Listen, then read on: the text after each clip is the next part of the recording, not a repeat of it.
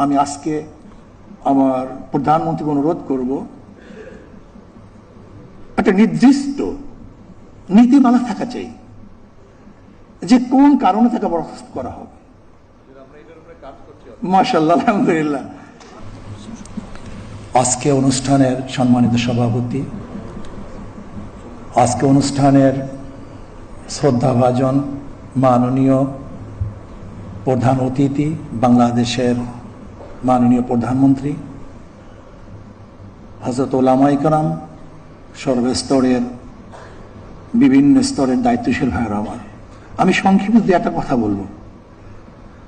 আজকে উলামায়ে কেরামকে এবং ধর্মীয় যাজকদেরকে সম্মানিত করা হয়েছে, এর জন্য আমরা আনন্দিত, খুশি, এবং আমরাও মাননীয় প্রধানমন্ত্রীকে সম্মানিত করতে চাই। বাকি আমি মনে করি উলামায়ে কেরামের সম্মান বেশি হবে যদি তাদেরকে স্বাধীনভাবে কথা বলতে দেওয়া হয়। কোরআন ও হাদিসের খেলাফ যতক্ষণ তারা কথা না বলবে ততক্ষণ পর্যন্ত যেন তাদেরকে বাধা না দেওয়া হয়, আমার একটা প্রস্তাব।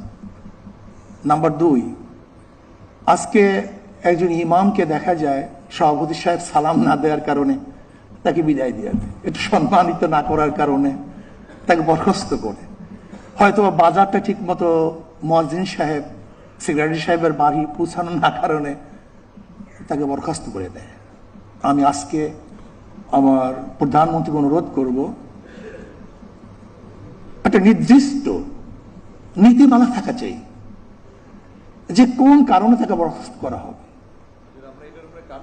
মাশাআল্লাহ, আলহামদুলিল্লাহ, জাযাকাল্লাহ।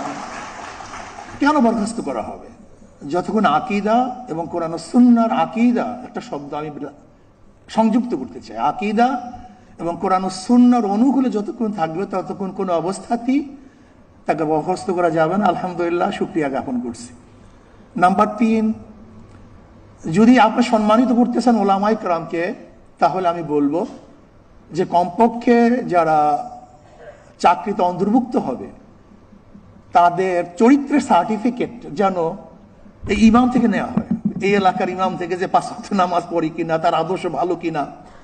যদি এরকম কিছু তাদের থেকে চারিত্রিক সার্টিফিকেট নেওয়া হয় তাহলে আমরাও ভালো হয়ে যাব, আমরা ভালো হবো। আমরা চরিত্রের সার্টিফিকেট দিই, কাজে আমি যদি ভালো না হই চরিত্র সার্টিফিকেট আমি দেবো কিভাবে?